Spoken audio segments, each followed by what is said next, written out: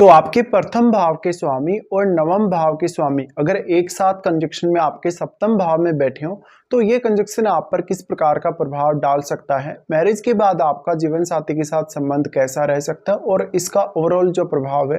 वो आपकी लाइफ पर कैसा रहेगा। देखिए, नवम भाव का स्वामी जब भी लग्नेश के साथ जुड़ जाएगा, यानी लग्नेश के साथ अगर वो कंजक्शन में आ जाएगा और जब वो सप्तम भाव में आकर बैठ जाएगा, ऐसे में मैरिज के बाद 9th हाउस से जुड़े हुए मामलों में जीवन साथी से सपोर्ट मिलने की संभावना काफी ज्यादा बढ़ जाएगी। ऐसा जो जीवन साथी होगा अब आपको वो 9th हाउस से जुड़े हुए कार्यों में आपको कुछ अच्छी गाइडेंस लाएगा, वो भाग्य का एक मजबूत आपके लिए सपोर्ट लाएगा। साथ साथ में वो लाइफ को बहुत ही अलग तरीके से जीने, अपने विचारधारा को फॉलो करने, अपने धर्म को फॉलो करने के लिए आपको और भी ज्यादा स्ट्रॉन्ग बनाएगा। इस प्रकार की स्थिति में आपका जीवन साथी आपको हायर स्टडीज में सपोर्ट कर सकता है, विदेश यात्रा करने या विदेश में सेटल होने में आपकी काफी हद तक सहायता कर सकता है। साथ ही साथ क्योंकि अब आपका जो पर्सनल जो छवि है लोगों के सामने, जो आपकी पब्लिक इमेज है, उसको निखारने में ऐसा जीवन साथी आपके लिए बेहद सपोर्टिव होगा।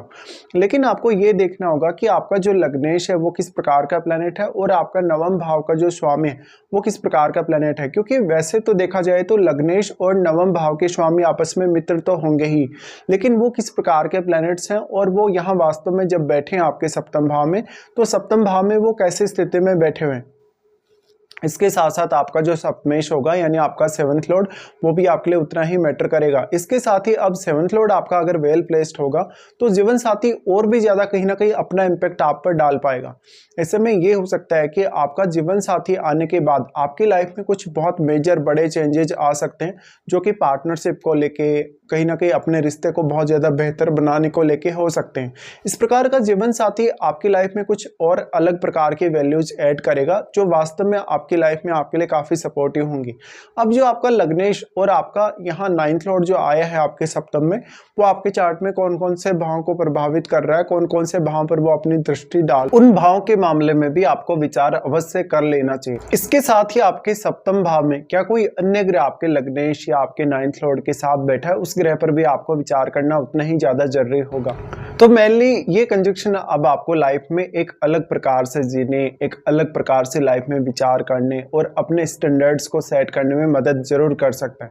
इसके साथ साथ फॉरेन के थ्रू आपके लिए काफ़ी ज़्यादा सपोर्ट ला सकता है। कल को आगे चलकर आप कोई भी बिजनेस करें, उसमें अगर फॉरेन के साथ आपका कोई भी कनेक्शन हो तो आप इस पर विचार अवश्य करें। इस प्रकार का जो जीवन साथी आएगा कहीं ना कहीं वो आपको एडवाइस के थ्रू काफ़ी ज़्यादा हेल्प करेगा, अपनी वैल्यूएबल एडवाइस वो आपकी लाइफ में ऐड करेगा इस प्लेसमेंट के थ्रू। इसके साथ ही अगर आप उसमें जीवन साथी के साथ अगर पार्टनरशिप वगैरह करते हैं अपने किसी भी बिजनेस में, तो जीवन साथी अपना और भी ज्यादा स्ट्रॉन्ग रोल यहाँ निभा सकता है। अब क्योंकि 7th हाउस आपकी पब्लिक इमेज का है, तो ये ग्रह आपकी पब्लिक इमेज में आपका जो कहीं ना कहीं लोगों के साथ जो कनेक्शन है उसमें भी बहुत ज्यादा बेहतरीन तरीके से आपको सपोर्ट लाएगा। लेकिन वास्तव में आपका लग्नेश और आपका 9th लॉर्ड किस प्रकार के ग्रह हैं, क्या बहुत एग्रेसिव प्लैनेट हैं, क्या वो बहुत ही शुभ ग्रह हैं। देखिए, अगर एग्रेसिव प्लैनेट होंगे तो कभी कभी आपको पार्टनर के साथ थोड़े बहुत मतभेद देखने को मिल सकते हैं, या तो फिर आपकी जो मैरिड लाइफ होगी वो हो सकता है उतनी ज्यादा सेटिस्फैक्टरी आपके लिए ना हो। इसके साथ ही लेकिन कोई भी अन्य ग्रह जिसका प्रभाव आपके सप्तम भाव पर है या आपका सप्तमेश का प्रभाव आपके चार्ट में कौन कौन से भाव पर है, उन पर आपको विचार अवश्य कर लेना चाहिए।